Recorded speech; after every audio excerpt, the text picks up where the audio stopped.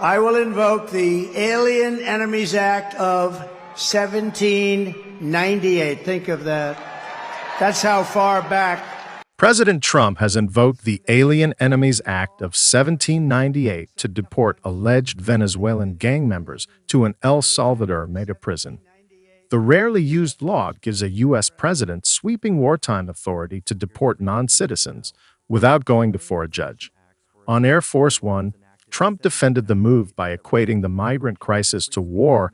In many respects, it's more dangerous than war.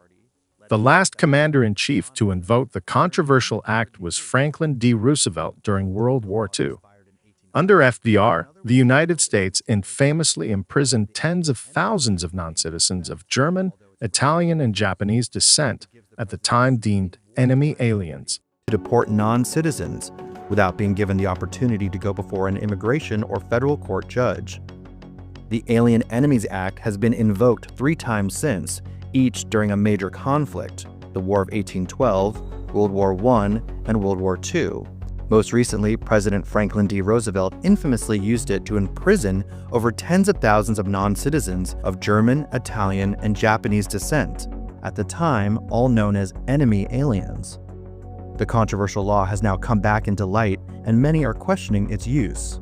On March 16th, aboard Air Force One, Trump defended invoking the centuries-old act to deport hundreds of alleged members of the Venezuelan prison gang Tren de Aragua. I can tell you this, these were bad people. Well, this is a time of war because Biden allowed millions of people, many of them criminals, other nations emptied their jails into the United States. It's an invasion. This is war. In many respects, it's more dangerous than war because, in war, they have uniforms. You know who you're shooting at. Chief Judge James Boasberg blocked the mass deportations. However, the Trump administration defied the federal judge's court order and flew more than 250 migrants from the U.S. to El Salvador, where they were sent to a notorious mega prison. The flights included 238 members of Tren de Aragua and at least 21 members of MS-13. This is headed to the Supreme Court, and we're going to win, a senior White House official told Axios. Trump is apparently making good on his campaign promise to crack down on illegal immigration, which he fully laid out at his rally at Madison Square Garden, just 9 days before the election. On day one, I will launch the largest deportation program in American history to get the criminals out. I will rescue every city and town that has been invaded and conquered, and we will put these vicious and bloodthirsty criminals in jail.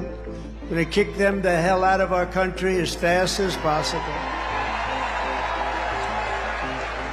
And to expedite removals of Tren de Aragua and other savage gangs like MS-13, which is equally vicious.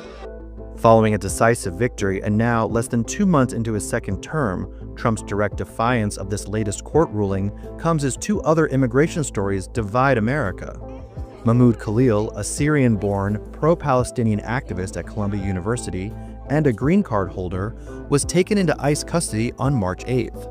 A week later, on March 14th, another green card holder, a New Hampshire man named Fabian Schmidt from Germany, was detained by ICE at Logan Airport, where he was reportedly stripped naked, put in a cold shower, and violently interrogated. It remains to be seen what crimes these men may have committed, if any.